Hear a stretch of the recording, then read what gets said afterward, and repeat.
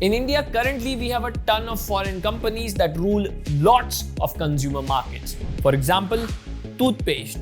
Colgate, a non-Indian company, has 50% of the market share. Gillette, again, a foreign company, has 90% of the market share.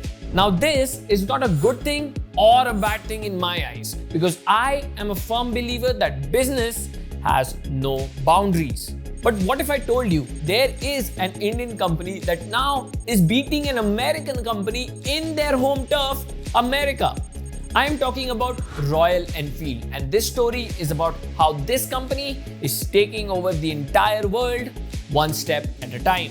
Currently, Royal Enfield has 95% market share and sells up to 8 lakh bikes a year.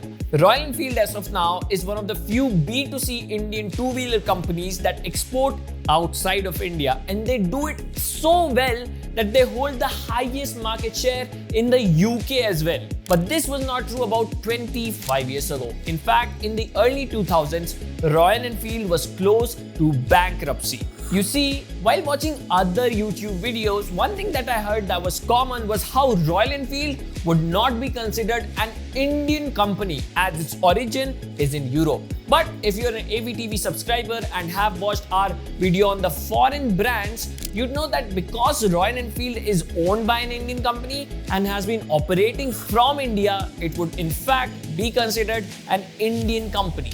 It's true that Royal Enfield was originally a UK-based company, but in 1949, a man by the name of K.R. Sundaram Iyer started Madras Motors.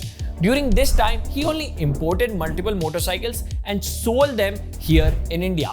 But in 1952, Indian Army gave him an order of 500 Royal Enfields. Now, for that time, this was considerably a difficult task due to the logistics and the sheer amount of capital that would be required. But K.R. Sundaram was able to complete this task, which led him to develop a very, and I mean very good relation with the Indian Army. And this was the start of the infamous Royal Enfield ex-Indian Army collaboration that is celebrated here in India till today. Seeing this incredible growth, Enfield UK decided to partner up with Madras Motors, closing their UK facilities and entirely operating from India, and thus forming Enfield India. But where there is demand, supply will always increase. Many bikes like Yamaha's Rajdoot, Java's YHD, and ton of technologically advanced Japanese motorcycles started entering the market. These bikes were superior to R&D in terms of mileage, came at a much cheaper rate. All of these increasing competition made R&D bleed, to the point where it was incurring huge losses every single month.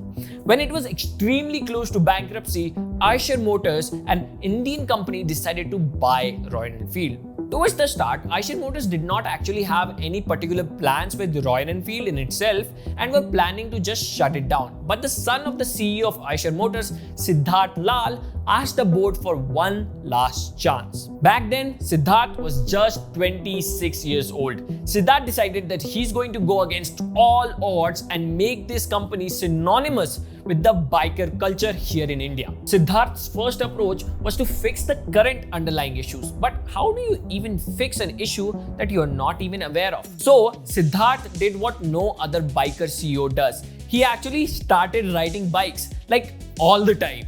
He ditched the company car and made all of his employees commute on Royal Enfields daily to truly be a part of the biker culture.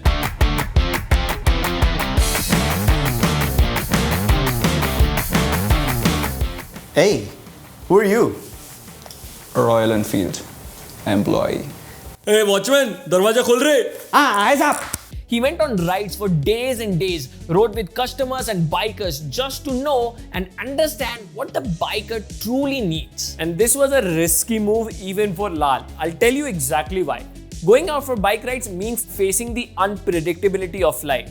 I remember one of my friends who loved bikes and spent all of his hard-earned money on bikes once got in an accident. costing him his left leg. That's when all of the friends of the group ditched their bikes and picked up cars, because all we could think of was what if this happened to us and who would take care of our families. See, life is uncertain and we go to deep crisis when we least expect it.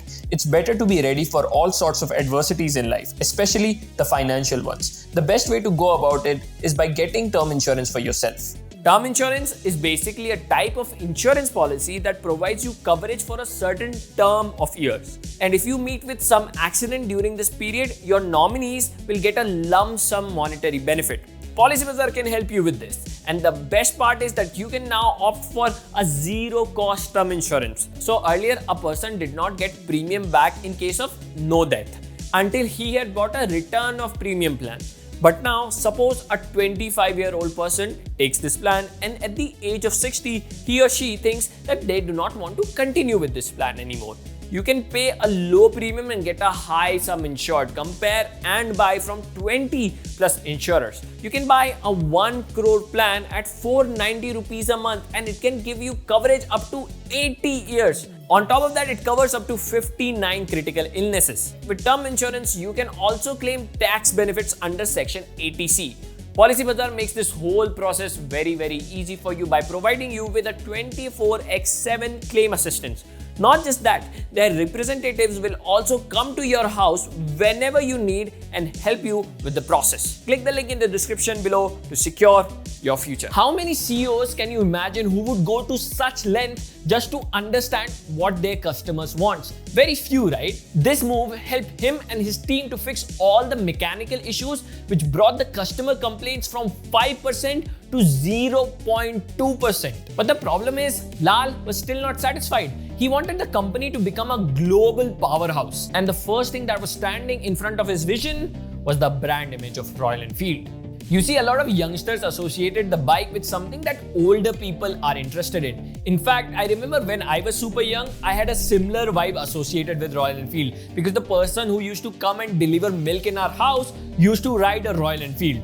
So you get me, right? The image is an issue. And if you're in such a position, how do you attract young customers? Royal Enfield could not even go down the route of creating sports bike to attract younger customers because their legacy was about modern retro bikes. So what exactly do you do? Well, Lal's vision was to change the way people looked at Royal Enfield completely.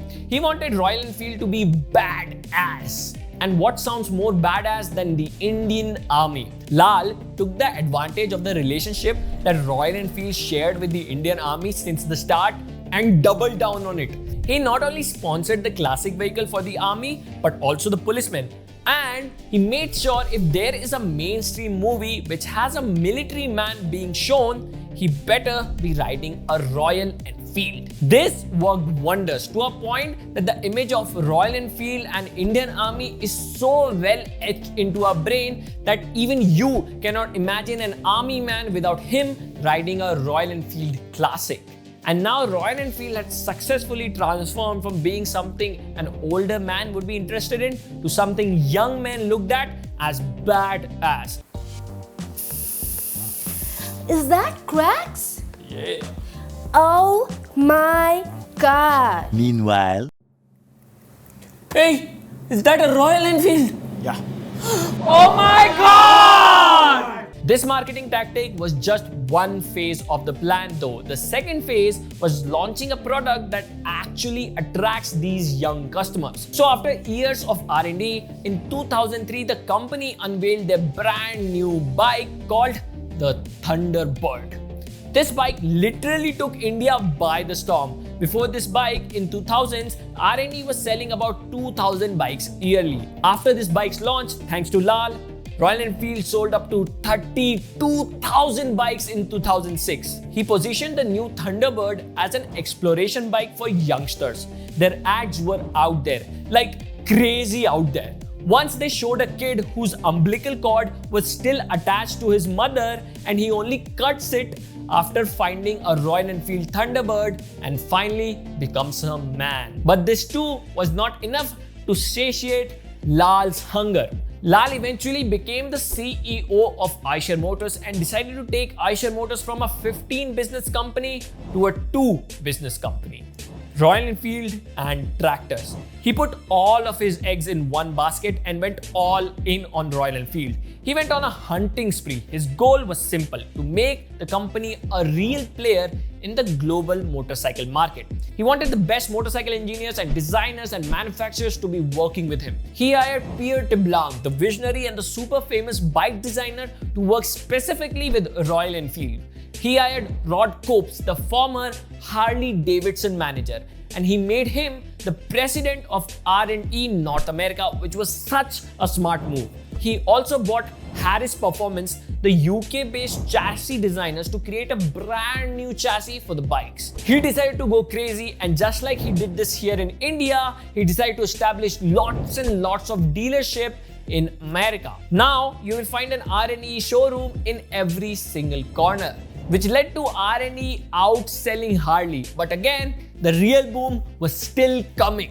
After studying the game for so long, Royal Enfield in 2017 revealed their most popular bike as of now, the Interceptor 650. This bike is the dream bike for so many people, including myself. This is my search history. All you will find is Interceptor videos. I'm not kidding. This bike took Royal Enfield to the next level, becoming the most popular bike in middleweight segment worldwide. Not only does Interceptor outsell Harleys in India, but also it is the most sold bike in Europe and also in specific parts of America like Texas. Another crazy stat that I want to let you guys know is 77% of all people who watch our videos are not even subscribed. We spend more than $1 lakh for every single video we produce because you people deserve the absolute best. Please subscribe, it's free and you can always unsubscribe later.